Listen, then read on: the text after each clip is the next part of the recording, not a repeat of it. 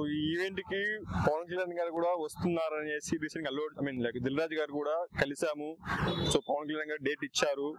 So pre release event కూడా వస్తారనేసి release కి game changer కి పవన్ కళ్యాణ్ గారు వస్తే ఇంకా ఆకాశం ఎత్తు అంటే వెళ్ళిపోతుంది. ఎందుకంటే ఇప్పుడు గేమ్ చేంజర్ విషయంలో అక్కడ టికెట్ విషయంలో కాంప్రమైజ్ కాలేదని వింటున్నాం. ఎందుకంటే మనం ఎక్కడో మన వాళ్ళు తెలంగాణలో బెనిఫిట్స్ లేదు కాబట్టి ఫ్యాన్స్ డిసప్పాయింట్ కాకండి. లేకపోవడం వల్లనే మీకు మంచి ఎందుకంటే ఫ్యామిలీతో హ్యాపీగా పొద్దున్న నుంచి చూడొచ్చని నా అభిప్రాయం అండి. అంటే ఓన్లీ బెనిఫిషియల్ అనేది ఏపీలో ఇచ్చే అవకాశం మీద ఉంటుందంటారా?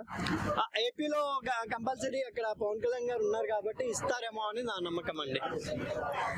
ఎందుకంటే ఇప్పుడు రాజమౌళితో తీసిన సినిమా నెక్స్ట్ సినిమా తర్వాత ప్రతి హీరోకి ఒక హిట్ ఫ్లాప్ పడుతుంది అనేసి ఒక బ్యాడ్ ఒపీనియన్ అనేది ఉంది మార్కెట్ లో. దేవరా రికార్డ్ తెంపేసింది కదండి. రాజమౌళి గారి తర్వాత అంటే NTR Devara super duper hit అయింది కదా. హిందీలో హిట్ అయింది, తెలుగులో హిట్ అయింది, తమిళ్లో హిట్ అయింది. కాబట్టి రామ్ చరణ్ గారు గేమ్ చేంజర్ కూడా హిట్ అయ్యి RRR కాంబినేషన్ ఇద్దరికి సింగల్ గా హిట్ లభిస్తుందని నా అభిప్రాయం అండి. అంటే శంకర్ గారు కూడా ఇంతకు ముందు సినిమా ఇండియన్ 2 తీసుకుంటే కొద్దిగా ఫ్లాప్ పడింది కదా. అవునవును. సో ఈ సినిమాతో ఆ ఇండియన్ 2 కసితోనే ఆయన ఇన్ని రోజులు గ్యాప్ తీసుకొని సర్దగా తీసినట్టుంది సినిమా. ఎందుకంటే స్టోరీ లీక్ చేశారు దిల్ రాజు గారు US లో. ఏమని ఒక పొలిటీషియన్ కి అండ్ ఒక IPS ఆఫీసర్ జరిగే స్టోరీ ఇది. యాక్చువల్ గా పవన్ కళ్యాణ్ గారిని ఊహించుకుంటారు మీరు సినిమా చూస్తే అని.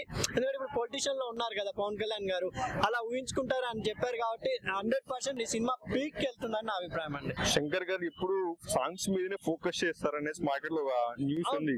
సాంగ్స్ పరంగా ఒక్కొక్క డైరెక్టర్ అని టాప్ మ్యూజిక్ డాన్స్ మాస్టర్ ని తెచ్చారు. ఫస్ట్ సాంగ్ ప్రభుదేవతో, సెకండ్ సాంగ్ ఆయన హిందీ డాన్స్ మాస్టర్ గారు.